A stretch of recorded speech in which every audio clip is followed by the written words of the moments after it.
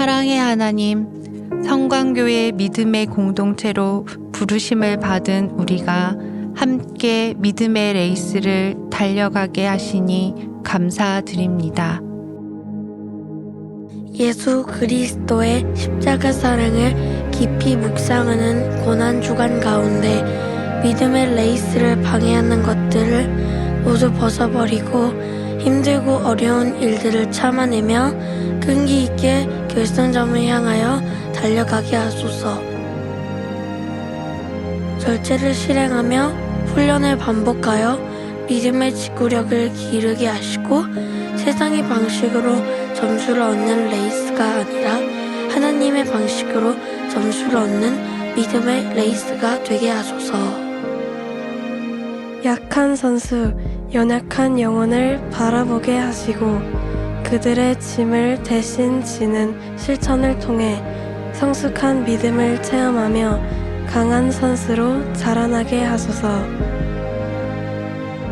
예수님의 십자가의 길을 따라 걷는 고난주간 새벽의 시간을 통해 예수님의 사랑을 마음에 새기며 예수님의 마음을 깊이 알아가고 예수님의 뜻을 우리의 삶에 채우게 하소서. 우리의 결승점 되시는 예수님께 더 가까이 나아가 성강교회에 속한 지체들 모두가 믿음의 레이스를 완주하게 하소서.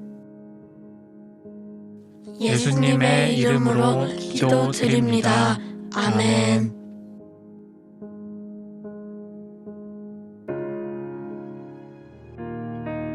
오늘 우리에게 주신 하나님의 말씀은 예레미야 17장 7절에서 8절 말씀입니다. 그러나 아브은 여호와를 의지하며 여호와를 의뢰하는 그 사람은 복을 받을 것이라. 그는 물가에 심어진 나무가 그 뿌리를 강변에 뻗치고 더위가 올지라도 두려워하지 아니하며 그 잎이 청청하며 가무는 해에도 걱정이 없고 결실이 그치지 아니함 같으리라. 오늘 이 말씀에 많은 은혜 받으시기 바랍니다. 어제 주일 저희들이 예배에서 저는 마음에 오래 남고 도전적인 어떤 글, 짧은 문장이나 단어가 누구에게나 있다고 말씀을 드렸습니다. 어제 우리가 살펴본 짧은 단어는 흔적입니다. 흔적은 여기에 쓰여 있는 갈라디아서 6장 7절에 있는 대로 하면 내 몸에 갖고 있는 상처 자국입니다. 근데 그 상처가 아주 예리한, 잘 벼러진, 잘 갈아진 칼처럼 날카로운 그런 칼이나 창으로 찔려진 상처입니다. 실제적으로 바울이 이 스티그마라는 말, 원어에는 스티그마타라고 되어 있고 원래 원형은 스티그마인데요. 이 스티그마란 말을 쓸 때에는 아마 자기 몸에 새겨진 예수 그리스도 때문에 맞은 채찍 자국, 돌로 맞은 자국, 혹은 고문을 당했던 자국들을 보면서 자기 몸의 상처를 보고 고백했을 것 같습니다. 갈라디아서 6장 10절에 보면 아주 분명하게 바울은 얘기합니다. 내가 내 몸에 예수의 흔적을 지니고 인도라. 여러분의 몸 가운데 이 예수님의 흔적을 지니고 사는 것이 중요합니다.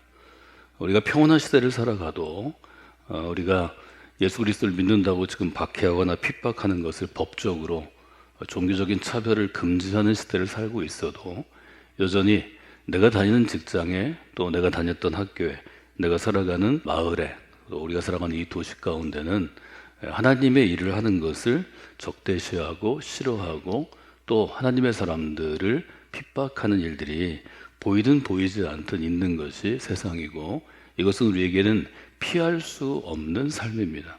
그 점을 분명히 보고 여러분 가운데 예수 그리스도의 흔적이 있는지를 분명히 돌아보는 귀한 시간이 되시기를 원합니다. 흔적이라는 것은 눈에 띌 만큼, 기억날 만큼 남아있는 상처다 하는 점을 여러분과 함께 나누었습니다. 제가 그 유학 시절에 굉장히 좀 아파서 유학을 중단하고 이제 한국에 들어와야 되는 일이 있었는데, 그때 저에게 여러 가지 글들이, 또 스토리들이 다가왔는데, 그 중에 기억나는 것 하나는 한 흑인 젊은 사업가의 이야기입니다. 이 흑인은 너무 어려운 지역 빈민가에서 컸기 때문에 어릴 때부터 빨리 성공하는 것, 내 부모처럼 고생하지 않고 돈을 벌어서 내가 자립하는 것, 이것이 그의 꿈이었습니다. 그래서 늘 성공을 위해서 최선을 다했고 결국 그는 29살에 일정 정도의 성공을 거두게 되었습니다. 근데 인간이 성공한 다음에 맨 처음에 무엇을 하는가 보면 성공하려는 이유가 밝혀집니다. 이 젊은 흑인 사업가는 29살에 그가 살 수 있는 동네에서 그의 친구들에 비하면 그래도 2년제 대학도 나왔고 또 조그만 사업체도 치루었는데 그가 좀 경제적인 여유를 갖게 되자 처음에 한 일이 무엇인가 하면 어릴 때부터 늘 깽단들이 타고 다녔던 고급 스포츠카를 사는 것이었습니다. 그는 자기에게 주어진 경제적인 여유가 있는데 스포츠카를 사는데 자기의 앞으로의 10년을 다 투자했습니다. 계약금만 내면 매달 할부를 내고 갖게 되는데 그의 경제적인 상황으로는 10년쯤은 갚아야 되는 그런 어마어마하게 비싼 차를 몰고 자기가 자랐던 그 빈민가의 골목을 다니는 게 그에게는 자랑이었습니다. 성공한 거죠. 다른 아이들이 굉장히 부러운 눈으로 보게 되었습니다. 그렇게 골목길을 다니면서 스포츠카를 몰고 다니는 그에게 어느 날 사고가 생겼습니다. 갑자기 골목에서 한 아이가 튀어나오더니 손에 들고 있던 돌멩이 같은 걸로 스포츠카를 던졌습니다. 당연히 스포츠카가 돌에 맞게 되었고 급하게 그는 차를 세우고 나와 보니까 자기가 그렇게 원하던 스포츠카에 자기 앞으로 10년을 투자한 스포츠카의 한 문이 완전히 찌그러져 있는 것을 보게 됩니다. 그리고 나서 그 아이를 닥달하고 이제 어떻게든 배상을 받아야 되니까 끌고 가려고 그러는데 이 아이가 아주 조그만 아이가 사정합니다. 저희 집에 아픈 형이 있는데 지금 병원에 가지 않으면 죽을 것 같다고 좀 태워다 달라고. 이게 무슨 말도 안 되는 얘기를 들으면서 이 아이의 눈을 보는데 그 29살의 그 흑인 사업가에게 그 아이의 눈이 얘기합니다. 자기를 좀 도와달라고. 근데 이 친구에게도 똑같은 누가 좀 도와줬으면 하는 그런 어린 시절들. 부모는 일하러 나가고 또 동네 사람들은 괴롭히기도 하고 총소리가 나고 그런 할렘가에서의 그 어려움들이 그 순간에 딱 자기 눈에 보입니다. 그리고 수습을 해서 그 아이를 병원에 데려다 주고 또 수습하는 과정에서 딱 나와서 차를 봤는데 차에 찌그러진 흔적이 남아있죠. 그런데 이 사업가가 자기 인생의 의미를 기억하기 위해서 그 찌그러진 흔적을 타고 다닌다는 단순한 이야기였습니다. 한 선교사가 그 이야기를 하면서 그 갈라디아서 6장의 17절 바울이 얘기한 흔적과 차에 찌그러진 그 흔적을 연결해서 이야기를 했는데 엔도가 병원에 있다가 좀 몸이 좋아져서 기분 전환하려고 갔던 나가사키에서 또 오우라 성당에서 내려오는 길에 관광객을 피해서 들어갔던 16번 건물에서 검은 발자국이 찍힌 흔적을 보는 것처럼 그 흔적이 그 한 사람의 삶에 잊고 있었던 십자가의 도를 기억나게 합니다. 아마 그 사람은 평생을 자기에게 주어진 것들 중에서 하나님이 주신 것이 왜 주셨는가를 생각하면서 살게 될 것입니다. 저는 그것이 한 사람의 인생 가운데 그리스도의 십자가가 세워졌을 때 그때 일어나는 일이라고 생각합니다. 엔도 슈자쿠는 만약에 그의 어머니가 물려주었던 배교를 강화하던 시대로부터 물려받은 캐톨릭 신앙, 그 당시로 말하면 종교개혁 이전에 그리스도 신앙을 받고 그의 어머니 신앙에 따라서 그가 천주교에서 세례받지 않았다면 아마 이런 부담감이 없었을 것입니다. 근데 그 흔적을 엔도라는 아주 일본 소설가 중에서 소설을 만들 수 있는 재능을 가진 그 사람에게 하필이면 1957년 여름 나가사키에서 그 더운 7월 여름에 그 흔적이 이 사람 눈에 보인 이유는 무엇이었을까? 그리고 그것을 잊고 있다가 도쿄로 들어간 다음에 그 흔적이 그의 마음속에서 눈 속에서 떠나지 않아서 결국은 한편에 아주 짧지만 강력한 도전을 주는 소설로 남겨진 이유는 무엇일까? 그래서 저는 어제 흔적이 한 사람의 삶에서 세워져서 그 사람 안에 완전히 녹아지면 다른 사람에게는 이종표가 될 수도 있는 그 무엇이 앤드류 슈아크에게는 소설로 또 그 흑인 사업가에게는 찌그러진 스포츠카의 문짝 하나로 남을 수 있다는 것을 우리에게 다시 한번 돌이켜 보여줍니다. 이 흔적이 저는 몸 안에도 있고 몸 밖에도 있어야 한다고 여러분에게 다시 한번 권유해 드리는 것입니다. 흔적이 몸 안에 있으면 내게 도움이 됩니다. 그리스도의 십자가의 흔적이 내 몸 안에 있어야 합니다. 내 몸을 파고들어서 언젠가는 아프고 비가 오면 아프고 어떤 날 좋은 날 아프고 그런 것이 있다면 우리가 신앙생활을 더 성숙하게 하는데 큰 도움이 됩니다. 몸 밖에도 저는 있어야 한다고 생각합니다. 저는 여러분에게 그 흔적이 1986년 겨울에 예수원에서 만들어 온 십자가라고 여러 번 간증하고 고백했습니다. 그 십자가가 갖고 있는 의미가 제 삶을 지탱하는 한 기둥이 되기도 합니다. 그런 점을 여러분들이 보면 좋을 것 같습니다. 링컨에게는 어머니가 물려준 낡은 성경책이 그에게 하나의 어머니의 흔적으로 남았습니다. 오늘 아침 제가 새벽 기도를 끝나고 가면 돌아가신 모원대학교 이해학 총장, 제 친구인 이해학 총장의 아버님이 고 이정구 장로님인데 그분의 삶에 남겨진 흔적이 또 그 아이들에게 전해질 것입니다. 흔적에서 이종표로 나아가는 이 과정은 모든 하나님의 역사 가운데 새겨진 것입니다. 우리 교회도 이 흔적이 많이 있습니다. 우리 교회를 세우고 여기까지 이끌어 나오는데 감독님을 통해서 감독님을 도왔던 분들과 함께했던 흔적이 이종표로 세워져서 우리가 이 뉴스페이스 사역, 홀리라이트 사역 가운데로 온 거죠. 전 앤드에게 일어난 일들을 지난주에 돌아보고 또 흔적에서 이종표로라는 짧은 제 해석으로 정리한 다음에 몇 가지 문장이 생각났는데 짧은 문장이 하나 생각났습니다. 그 문장은 이렇게 시작합니다. 세상을 살아가는 데는 두 가지 방식이 있다. 세상을 살아가는 데는 두 가지 방식이 있다는 것입니다. 여기서 세상을 살아가는 방식으로 쓰인 것이 우리가 흔히 영어로 쓰는 라이프 스타일입니다. 라이프 스타일은 우리가 옷 입는 것, 우리가 뭘 먹는 것, 또 우리의 삶에서 지배 구조가 어떻게 되는 것, 이런 것 전체를 포괄하는 현대적인 용어로 1980년대, 90년대부터 널리 쓰였는데요. 여기서 얘기하는 세상을 바라보는 방식은 스타일이라기보다는 관점이라고 표현하는 게 좋겠습니다.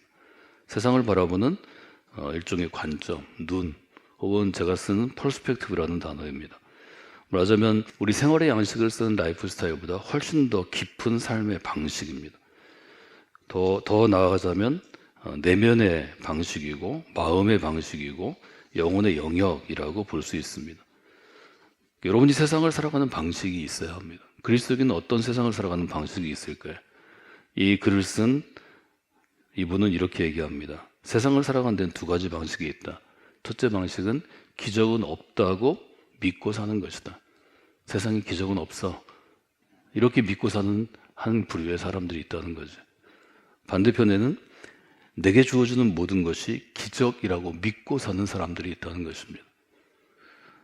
저는 엔도라는 젊은 소설가에게 주어진 검은 발자국의 흔적이 이 부분을 가르는 갈림길의 분기점이 되지 않았나 생각해 보았습니다.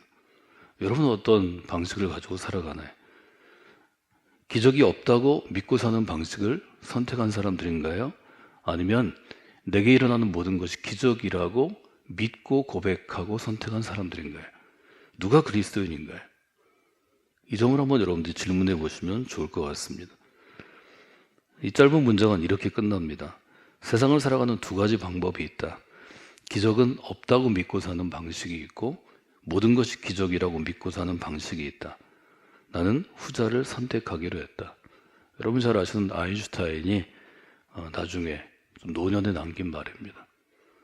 젊을 때는 기적을 거부할 수도 있고 기적에 대해 의문을 품을 수 있지만 제 나이만 돼도 기적이 더 많다는 것을 알게 됩니다. 너무 중요한 것입니다. 저는 우리 아이들이 나이 들지 않아도 기적이라고 믿으며 사는 방식을 선택하기를 바랍니다. 저는 그것이 교회가 존재하는 이유라고 생각합니다.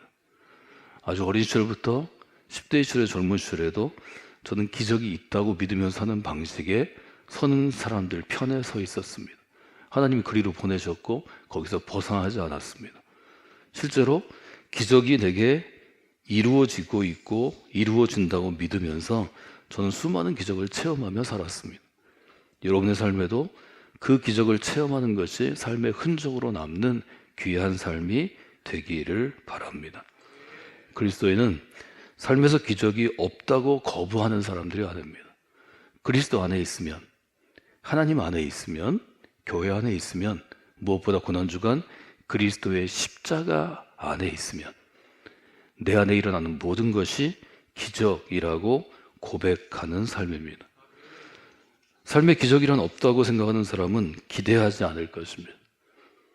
기적이 없는데 기대할 게 뭐 있겠어요? 내가 하는 만큼 하는 거고 재수 없어서 운 없어서 안 되는 거죠.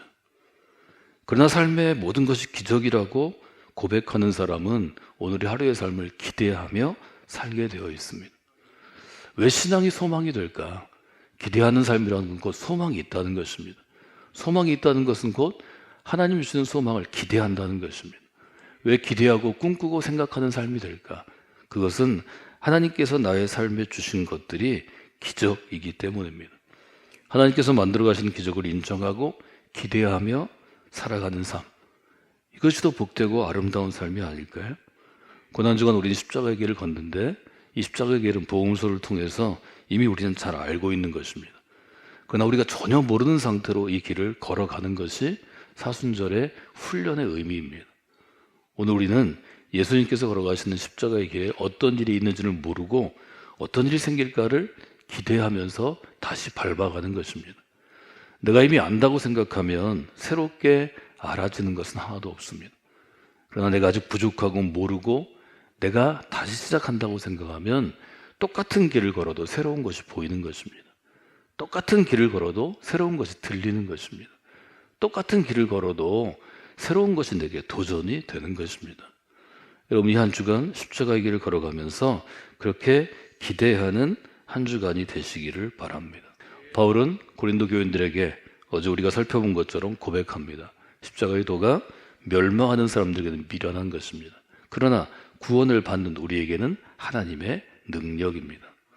여러분, 이 십자가의 길에서 십자가 가운데 이루어진 일을 기대하고 그 일 가운데 이루어지는 십자가의 기적을 체험하기를 원하면 하나님께서 다시 그 길 가운데 새로운 일들을 경험하게 하실 것입니다.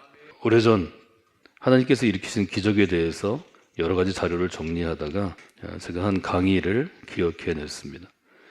저는 연세대 교목으로 일하시고 또 신학교에서 가르치던 김중기 교수, 김중기 목사님이 쓴 글 중에, 강의 중에 그분은 이 얘기를 많이 하셨습니다.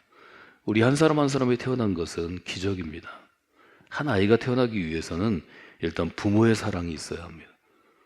부모가 사랑하고 가정을 이루어야 아이가 태어납니다. 또 수정란이 어머니의 태안에 자리 잡고 4주에서 8주 동안 정착하고 자라나야 하는데 이 과정에 굉장히 어렵습니다.